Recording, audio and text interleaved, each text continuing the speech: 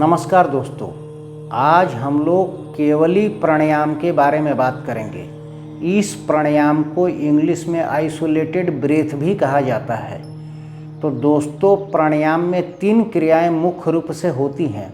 तो पहला है पूरक, श्वास को अंदर लेना, कुंभक, अंदर श्वास को रोकना, और रेचक, श्वास को बाहर निकालना। यही 3 क्रिया प्राणायाम में होता है। तो दोस्तों, आज जो हम लोग प्राणायाम कर रहे हैं केवली प्राणायाम, तो इसे किसी भी आसन में बैठ के आप कर सकते हैं, जैसे सुखासन, वज्रासन, पद्मासन, या कुर्सी पर बैठकर भी आप कर सकते हैं।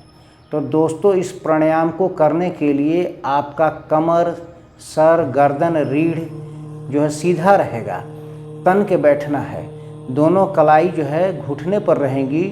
और दोस्तों, ज्ञान मुद्रा में बैठना है, यानी ये दोनों तर्जनी और अंगूठे को इस तरह से सटा के रखने को ज्ञान मुद्रा कहा जाता है। तो दोस्तों, इस प्राणायाम को करने के लिए आँखों को बंद रखना है, आँख को बंद करके करना है।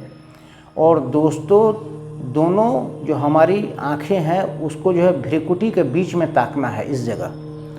तो दोस्तों, यह प्राणायाम एक ध्यान का ही रूप है। इसमें ध्यान होता है और यह बहुत ही बढ़िया तरीका है ध्यान करने का, केवली प्राणायाम के द्वारा। तो दोस्तों, प्राणायाम भी होगा और ध्यान भी होगा। तो दोस्तों, इसमें जो है श्वास को आराम से लेना है और छोड़ना है, और जहाँ कहीं इच्छा हो वहीं पर रोक देना है, और फिर जो है जब तक इच्छा हो उसे रोक के रखे, फिर श्वास को छोड़ देना है और चालू रखना है। माने इसमें श्वास को जहाँ इच्छा वहीं रोकना है। जैसे जहाँ श्वास आ रहा है, जा रहा है, वहीं जहाँ इच्छा करे आपकी वहाँ रोक दें। और इस प्राणायाम को 10 से 15 मिनट या ज़्यादा से ज़्यादा लोग 1 घंटा तक भी करते हैं, क्योंकि यह ध्यान का ही एक माध्यम है। और इस ध्यान में जो है आपको बहुत कुछ चीज़ें जो है प्राप्त होंगी, वो मैं बतलाऊँगा। और दोस्तों, क्या क्या लाभ होगा वह भी मैं बतलाऊँगा। तो पहले इस प्राणायाम को कैसे किया जाता है देख लें।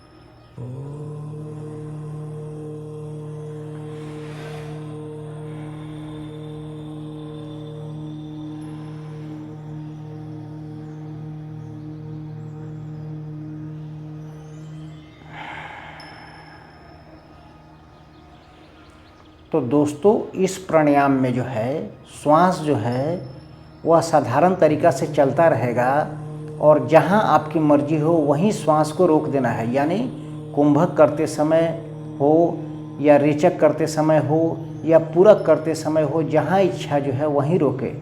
कुंभक को, सांस को रोकना है। तो दोस्तों, पूरक कर रहे हैं यानी श्वास को ले रहे हैं, रेचक कर रहे हैं, छोड़ रहे हैं। तो जहाँ कहीं भी इच्छा हो वहीं रोक करके उसको कुंभक करना है, यानी श्वास को रोक देना है। तो दोस्तों, आराम से श्वास लेना है और यथाशक्ति रोक के रखना है, फिर श्वास चालू ही रहेगा। तो दोस्तों, इस प्राणायाम को करने से काम, क्रोध, मोह, लोभ पर विजय प्राप्त कर लेता है। यानी साधक को जो है वो काम, क्रोध, मोह और लोभ, ये 3 विकृतियाँ जो होती है मनुष्य की, इस पर उसको विजय प्राप्त हो जाता है। असमंजस की समस्या खत्म हो जाती है, यानी दुविधा, ये करे वो करे, क्या करे नहीं करे, कुछ समझ में नहीं आ रहा है। तो वो असमंजस की समस्या जो दूर हो जाती है, यानी जो साधक होता है वह स्थिर हो जाता है और निर्णय जो है वो सटीक निर्णय ले पाता है। तो दोस्तों, इस प्राणायाम को करने से फेफड़ा भी मजबूत होता है, और धीरे इसके कारण जो है प्राण भी मजबूत हो जाता है और पूरा शरीर मजबूत हो जाता है।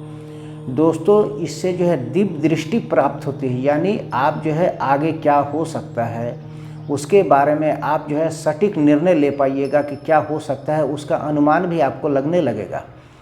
और दोस्तों, शरीर ऊर्जावान बनता है, आयु बढ़ती है, तनाव घटता है, यानी तनाव जो है आजकल का डिप्रेशन, तनाव, इन सबों से जो है मुक्ति मिलेगी। आप उस पर विजय प्राप्त कर लीजिएगा, मन जो है स्थिर रहेगा, यानी मन की चंचलता मिट जाएगी। दोस्तों, अगर कब्ज की समस्या है तो वो भी ख़त्म हो जाएगी, पाचन शक्ति इससे बढ़ता है, मोटापा घटता है। तो दोस्तों, ऑक्सीजन की मात्रा जो है हमारे शरीर में बढ़ जाती है, क्योंकि हम लोग श्वास लेते हैं और जब रोकते हैं तो फिर श्वास लेते हैं, तो उससे जो है कार्बन डाइऑक्साइड ज़्यादा मात्रा में निकलता है और खून में ऑक्सीजन की मात्रा बढ़ जाती है, जिससे शरीर निरोग रहता है और ऊर्जावान रहता है। तो दोस्तों, इस प्राणायाम को करने से आलस्य दूर होता है और यह किसी भी प्रकार के नशा से मुक्ति दिलाता है। यानी जो लोग कमज़ोर होते हैं वो किसी प्रकार का नशा करते हैं, उससे वो अपने इच्छा शक्ति, उनकी इच्छा शक्ति इतनी मजबूत हो जाती है तो वो जो है किसी भी प्रकार के नशा को आसानी से छोड़ सकते हैं। तो दोस्तों, इस प्राणायाम को करने से हमारी शरीर के हार्मोन्स की गड़बड़ियाँ दूर होती है और पूरे शरीर की नस नाड़ी मजबूत होती है।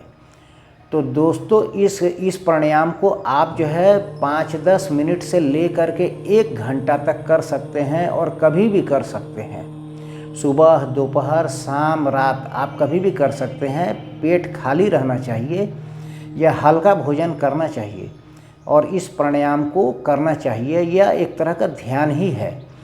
तो दोस्तों, इसे त्रिबंध लगाकर भी कर सकते हैं, यानी मूलबंध, उड्डयन बंद और जलांधर बंद।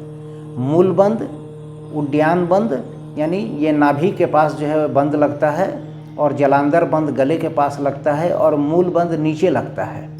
तो दोस्तों, इस तीनों बंद को लगाकर भी इस प्राणायाम को कर सकते हैं, या इस तरह भी आप साधारण रूप से ही इसे कर सकते हैं।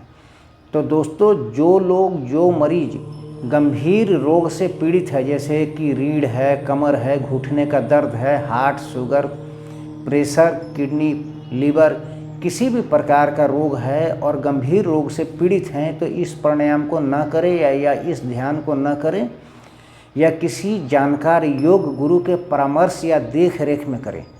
तो दोस्तों, एक बार इस प्राणायाम को और देखें कैसे किया जाता है और इस प्राणायाम का लाभ उठाएं। और दोस्तों, ध्यान में जो है आसानी के साथ आप जो है नीचे उतर पाइएगा, ध्यान में आप जा पाइएगा और ध्यान में आपको सफलता मिल पाएगी। तो दोस्तों, इस प्राणायाम के लिए आपको अपने श्वास को कहीं भी रोकना है, आंखें बंद रहेगी और आपकी ध्यान जो है, नज़रें जो है, ये पुतलियाँ जो है, ये भ्रिकुटी के बीच में देखते रहेगी। तो दोस्तों, फिर एक बार देखिए।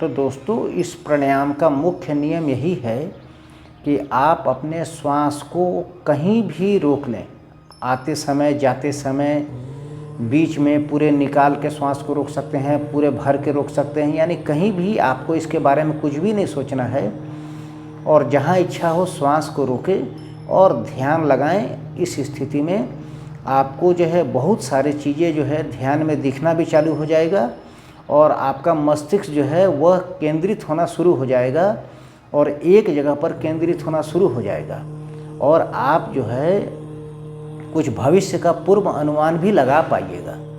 तो दोस्तों, इस जो है केवली प्राणायाम को करें, आइसोलेटेड ब्रेथ को करें और अपने जीवन को सफल बनाएं और ध्यान से मिलने वाले लाभ को उठाएं। तो दोस्तों, आज के लिए बस इतना ही। प्रणाम दोस्तों।